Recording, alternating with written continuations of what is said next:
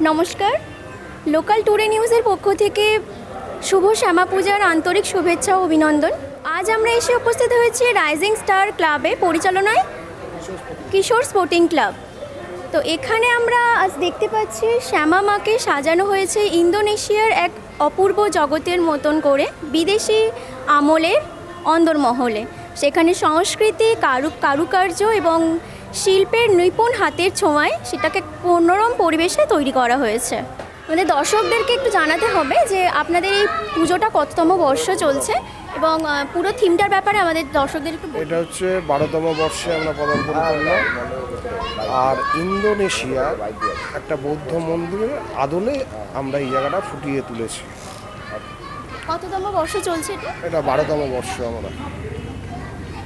সত্যি খুব সুন্দর নিপুণ হাতের কাজ দিয়ে শিল্পী তার কারুকার্যটা ফুটিয়ে তুলেছে, এক অনবদ্য এবং উপস্থাপনা আছে।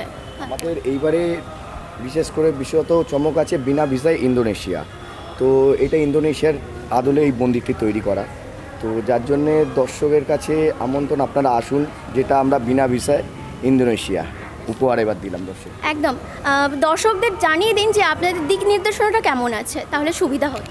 দিক নির্দেশ বলতে আপনি যেরকম যদি বারাসাত রেল স্টেশন আমাদের এই মণ্ডপের পিছন দিক থেকে এই দিক থেকে যদি আসেন, তাহলে আমাদের 5 নম্বর প্ল্যাটফর্ম থেকে যে কোনো কাউকে, কেন এখন তো টোটো ওখান দিয়ে অ্যালাউ করবে না, নো এন্ট্রি হয়ে গেলে, তো আপনি কাউকে জিজ্ঞেস করবেন রাইজিং স্টার বা পুরাতন কালীবাড়ি, যে কোনো কেউ আমাদের দেখিয়ে দেবে।